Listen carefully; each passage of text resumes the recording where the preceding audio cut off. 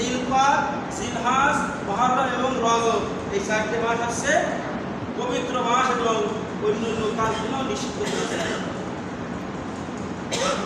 অনেক সময় দেখা যায় মক্কা যারা হজ করতে যায়, জিলহজ মাসে অনেকে যুদ্ধ বিগ্রহ করতে চায়, অনেকে পশু মারতে চায়, এমনকি এটা পিঁপড়ে মাধ্যম সত্যি আল্লাহ রসুল এটা পিঁপড়েও মারা যাবে না। এবং এটা হচ্ছে বুখারীর বর্ণনা বললাম। এবং 4টি মাস আল্লাহর কাছে সম্মানিত মাস বললাম, 4টি মাস আছে আল্লাহর কাছে সম্মানিত যে 4টি মাসের কথা বললাম। এবং আবু বকর রাদিয়াল্লাহু থেকে বর্ণিত বিষয় বলেন যে আল্লাহ আসমান জমিন সৃষ্টি করেছেন, কি করেছে? আল্লাহ তাআলা আসমান জমিন সৃষ্টি করেছেন 12 মাস, 1 বছর। 12 মাস কয় বছর? 1 বছর। এর মধ্যে 4টি মাস সম্মানিত। আল্লাহ এবার 4টি মাস সম্মানিত যে 4টি মাসের কথা বললাম। এবং আশুরা রোজার তাৎপর্য এই যে আশুরা রোজা রাখি না 10 মুহররম, যে আশুরা যে রোজার যে বিধান এর হুকুম তাৎপর্য ইবনে আব্বাস রাদিয়াল্লাহু থেকে বর্ণিত।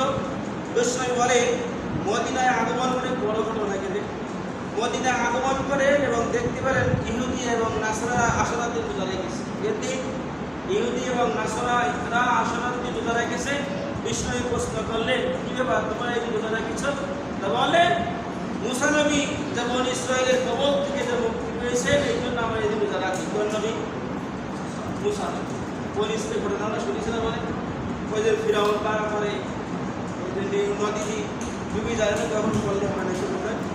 তাহলে এই জন্য বিশ্বনবী মুসা নবী সব কিছু তো বিষয়ে জানতে পারেন, নবীরা জানাতে পারেন, সব নবীদের খবর নবীরাই বড় জানে। এই জন্য বিশ্বনবী বলে তোমরা ইহুদি নাসরাদের মধ্যে একটা রোজা রাখবে না। কয়টা রোজা রাখবে না? একটা রোজা রাখবে না, তোমরা 2টা রোজা রাখবে। কয়টা রোজা? 2টা রোজা। আমরা অনেকে মুহররমের দিনটা পালন করার চেষ্টা করি। যদি রোজা রাখতে হবে তাহলে 9, 10 নাই 10, 11 খেয়াল করেন। 9, 10 নাই বাসায় জানাই দেবে, তাদের স্ত্রী আছে তাদেরকে জানাই দেবে।